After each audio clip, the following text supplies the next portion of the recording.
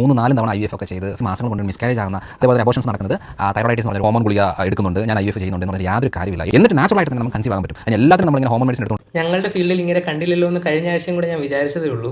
ഇങ്ങനെയുള്ള ആൾക്കാരുടെ ഒരു പ്രത്യേകത എന്താണെന്ന് അറിയോ? വൾണറബിൾ ആയിട്ടുള്ള അല്ലെങ്കിൽ ഡെസ്പറേറ്റ് ആയിട്ടുള്ള ആൾക്കാരെ എങ്ങനെ ട്രാപ്പ് ചെയ്യണം എന്ന് എക്സ്പേർട്സ് ആണ്. പുള്ളി തന്നെ പറയുന്നുണ്ട് 2-3 തവണ IVF കഴിഞ്ഞവർ അല്ലെങ്കിൽ റിക്കറൻ്റ് ആയിട്ട് പ്രഗ്നൻസി ഫെയിൽ ആയവർ. അപ്പോൾ അവരുടെ ഒരു മാനസികാവസ്ഥ ആലോചിച്ച് നോക്കും. കുറേ അധികം ഫിനാൻഷ്യലിയും ഇമോഷണലി ഒക്കെ ട്രോമയിൽ നിൽക്കുന്ന ആൾക്കാരായിരിക്കും. എന്തെങ്കിലും ഒരു സൊല്യൂഷൻ അന്വേഷിച്ച് നടക്കുന്ന ഒരു കൂട്ടം ആൾക്കാർ. അവർക്ക് ഇങ്ങനെ കുറേ ഫാൻസി ടേംസും കുറേ വാക്കുകളും പറഞ്ഞ് ഞങ്ങൾ ഇതിന് സൊല്യൂഷൻ കണ്ടെത്തി തരാം, നിങ്ങളുടെ ശരീരത്തെ ഞങ്ങൾ റെഡിയാക്കാം എന്നൊക്കെ പറയുമ്പോൾ എന്തെങ്കിലും ഒരു ആൻസർ മതി എന്നുള്ളൊരു സിറ്റുവേഷൻ നിൽക്കുന്നവർ അവിടെ പോയി തലവെച്ച് പോകും.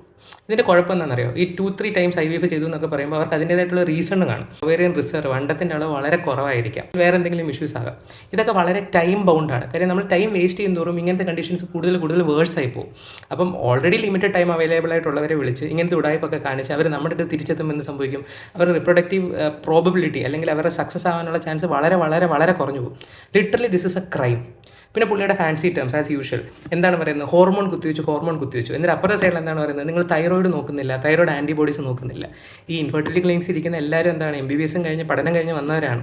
അവർക്കറിയാം റിപ്പീറ്റഡ് അബോർഷൻസിനും ഇതിനൊക്കെ തൈറോയിഡ് ഇഷ്യൂസ് ഉണ്ടാവാമെന്നും തൈറോയിഡ് ആൻറ്റിബോഡീസ് ചെക്ക് ചെയ്യണമെന്നൊക്കെ ഇവർ നോക്കാറുമുണ്ട്. അതിനനുസരിച്ചുള്ള ട്രീറ്റ്മെൻറ്റും കൊടുക്കാറുള്ളതാണ്. പിന്നെ ഹോർമോൺ എന്ന വാക്ക്, തൈറോയിഡും ഒരു ഹോർമോണാണ് എന്ന് പുള്ളി ഇടയ്ക്കിടയ്ക്ക് മറന്നു പോകാറുണ്ട്.